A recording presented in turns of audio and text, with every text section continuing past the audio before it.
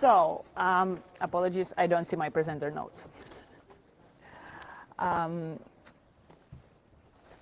Okay, so an app that is a nightmare to use, or spending your own time and hours and efforts to develop something that then is not used by people, or just building something and then looking at it and it requires hours to support. So, and this is really the cost of not doing user research. And so my name is Elena Bulihina, and I am a UX consultant at an agency called WebCredible, and I'm doing mostly user research now. And I just wrapped a very intense week of interviewing, so I will be a bit low today. But the point is that I'm going to tell you a story from another time, when a project I was working on suddenly got big. And so October 2011, two things happened. Coldplay released their fifth album, and Google replaced the native sharing in Google Reader with that Google Plus abomination. And I was furious, and I was so sad, because to me, it was the part of the internet that was just worth being in. Because when people shared the best bits of their RSS feeds, and then you could have a meaningful or somewhat meaningful discussion around that. And the whole population of Iran was me on that one, because for them, it had even larger consequences. They were using RSS as the ways to get unfiltered and uncensored access to the news. And it was just sad. Somebody was building somewhat of a replacement by then, but 6 months in, nothing was happening. I was still sad, and I had this brilliant idea. We should build the RSS reader for ourselves. And the first person I recruited for that was my now husband, who happens to be a brilliant infrastructure engineer. And he said yes in hopes to never hear about this again.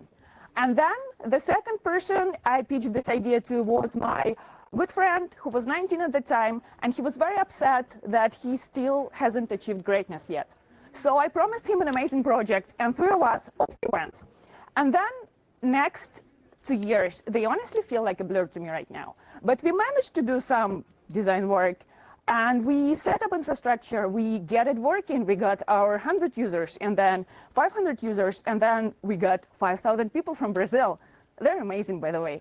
And then we got to 10,000 users, and then something happened. Any idea what was that? Google closed their reader, and suddenly we found ourselves on a very different scale of operation. Suddenly, nothing we built was supporting the amount of people who came to the product. Suddenly, every minute or 10 minutes of downtime were accompanied by hundreds of tweets, angry emails, things like that. And then a lot of our design decisions, because I was doing the design, were not supporting the scale at which we were operating. This is how our numbers looked roughly before and after. Those are the 10K users I was so proud about. And then it was, so after trying to do that by ourselves for half a year, getting a very severe burnout, the old reader was acquired, and I'm very happy to say that it's thriving as much as a reader can be thriving in 2019. But this is just for the context of the scale we were operating, and while user research is even more important in the scale. So, our user research approach, to be honest, there was none. And when I say that, is what I mean is that if you take any of the existing design or research methodologies and map it against what we did, you will see a lot of white spots everywhere. So mistake number one, we didn't do discovery. And discovery is the stage where you learn, where you explore the problem space, where you learn everything about your users or potential users, the context they operate in. And my discovery approach was to take a look at all the existing readers, then maybe speak to 10 RSS junkies, you know, the people who subscribe to 2,000 feeds, and then they say they read all of them. And also to then be very heavily inspired, as I say, by the Google Reader. On one hand, it could be worse, but on the other hand, it wasn't the right approach to take. Because we use the discovery findings for validation, and they should never be used for validation like that. And we just took our assumptions, kind of validated them, and progressed with them. But not talking to users in the field, by not figuring out what's even the value of RSS? We were never able to do these big strategic decisions that would be so beneficial for us a couple of years in when they were needed. And then we did not, mistake number 2, we didn't try to understand the why behind the design that we did. So we set up a tool called User Voice, where people could submit their ideas and then vote for them, and then kind of used it for prioritization. And also we used Google Analytics to track the flows, to track like the bounce rates, you know, the usual stuff, quant stuff, right? And it kind of gave us the picture. But again, it wasn't the right approach, because the most essential insights and the most important decisions, they do happen behind those whys.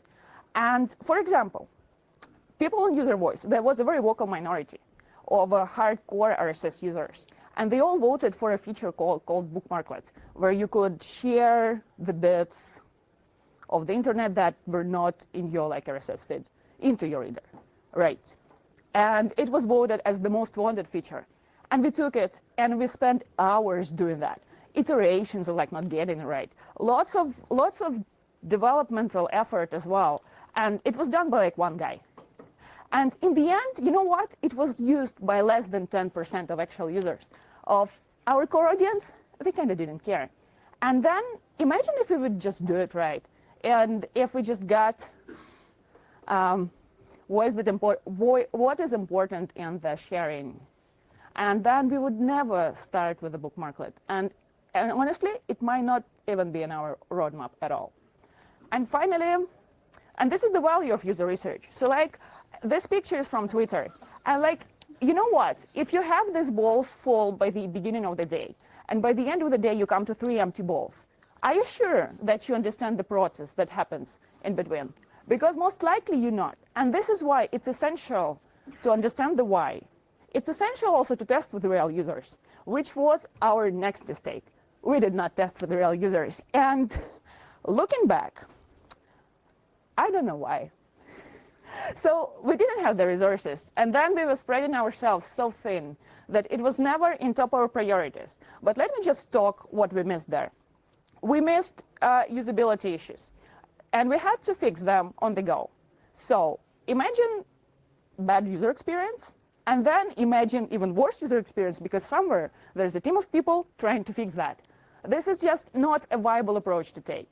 And again, testing with users will uncover those little, small, tiny insights that in the end will be built up into this beautiful, beautiful golden nugget of research. So by now you probably are persuaded, or like partly persuaded, that user research has some value. Who here knows about this whole should designers code thing? Anyone?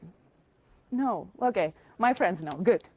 So a bit of context. Last 3 years, the internet has a lot of think pieces, Medium posts, and rants about whether designers should be able to take on some developmental tasks, or just understanding computational thinking is enough, if yes, to what level, stuff like that. I don't think that this is an interesting question. This is an interesting question. Should developers research? So I think that everybody who is building something here in this room should.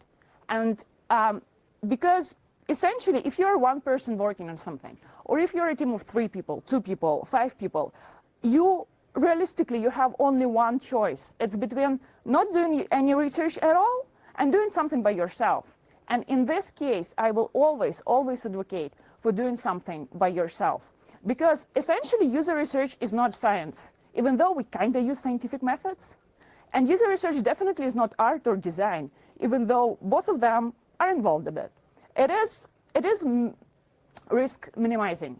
And if you're building something, you need to have confidence in the thing you're building. And you do it by research. So even some research is still better than no research at all. So some of the things I wish I knew 6 years ago. How do we usually do it? The plan is super simple. First of all, get the people, sort your research questions, figure out the method, then prepare, run, analyze, and then do it until you get the picture. I'll start with the users. So where could we get the users for research? It's a very easy answer to that. If you're building something, it's for somebody, right? find who your users are, where they hang out, and talk to them there, record them there. We had user voice, we had Twitter comments, we have Tumblr blog posts, we had emails, we had people just reaching out for us, and we could just use them and schedule small, tiny interviews, and then have the clarity that was lacking in a lot of the decisions that we did. And what else is there? So find them, try to recruit them, and for those who are super, super new to this, we tend to compensate people for that time. And so it doesn't, I understand that like nobody has budget for anything. It's 2019, like nobody has any money. But it could be Amazon vouchers, small ones. It could be charity donations, but careful with suggesting them in one sentence, just like I did. People will opt for charity donations even if it's not their choice. So then how do you get to the research questions? It's very easy. Essentially, it's what are you trying to find out? So what do you want to learn? Then you transform those into research objectives. And then think about how to meet those objectives. It is a very straightforward process, and the more you practice it, the more you will be getting it right. So for example, it could be what is a good research question? An example of a bad research, I'll start with a bad research question, right? So bad research question in our case would be, will our users like the old reader? That's like leading, and also that's not really a research question. And what would be a good research question for discovery? Who are our users? What are the problems they're currently facing? What is the value of RSS? How do people currently read news? And again, what are the problems, obstacles, and barriers they face when they're doing that? And then those could be translated into specific methods. So, methods. The golden rule here is that methods should come from the research objectives and goals. And it's a beautiful, beautiful statement, but reality always disagrees with it. And there's always time, there's always cost involved or scope, and so you can just never get it perfectly right. So we are entering the danger zone of my talk, because I took all the methods and then I just left 3 of them that I think everybody should be able to practice in one sort or another. And those are user interviews, surveys, and usability testing. And also guerrilla research is an approach. I couldn't figure out whether to cross it out or not, so I left it. So let's start with the interviews. Those are usually moderated discussions that may involve other methods, but usually it's just you, your user, and you sit, and you have a nice talk that partly feels like interview, but also, in reality, it should feel just like a dialogue. So if I were to describe them in one slide, I would say that they're great for discovery, they're very useful for usability testing, and if you were doing an interview right now, so first of all, you have to practice listening, because the other person will be doing speaking the most.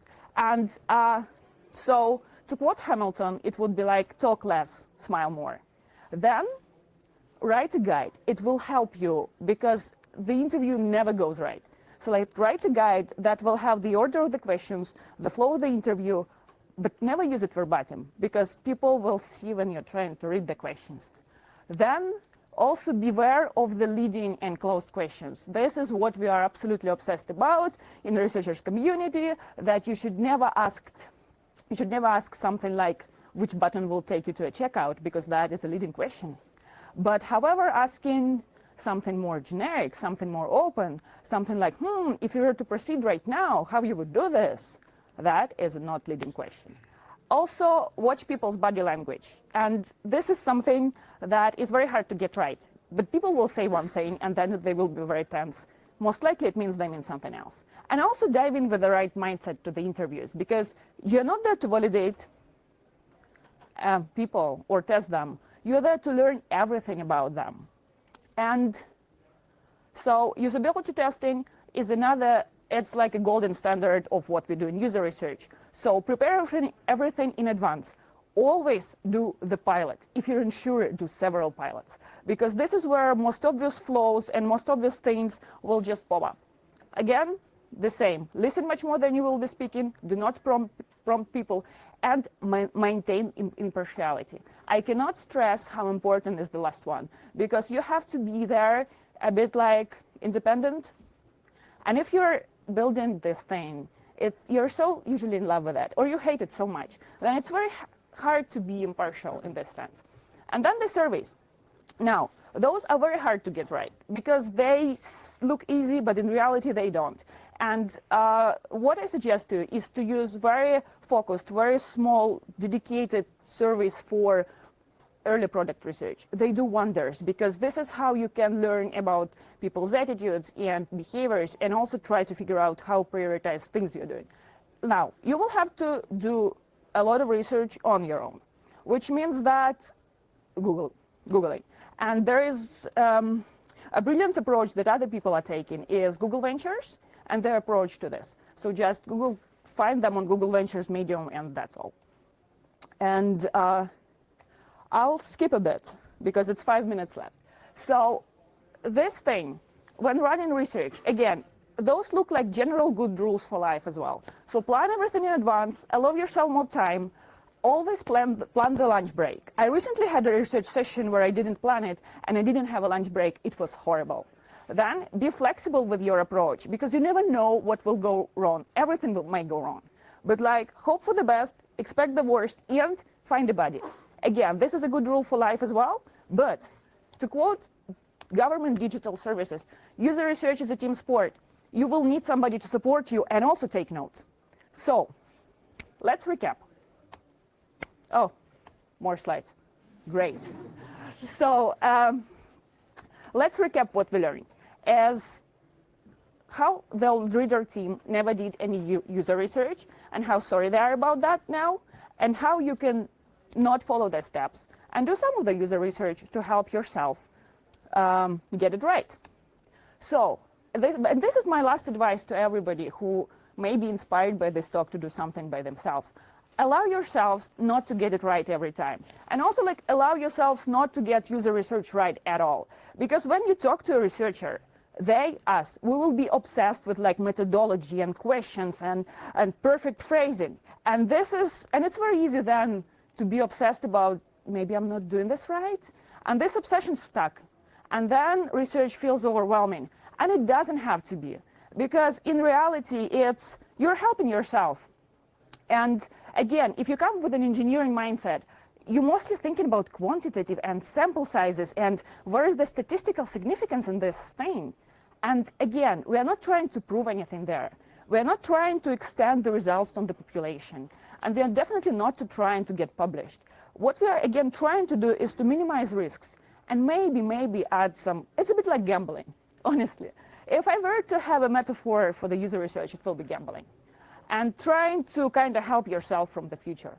So it's also very hard, but I think we all should take some skills to practice. So if you're building something, if you're thinking of user research, in the end of the day, get out, find some people, and talk to them. Show them what you're building, and maybe do a tiny interview.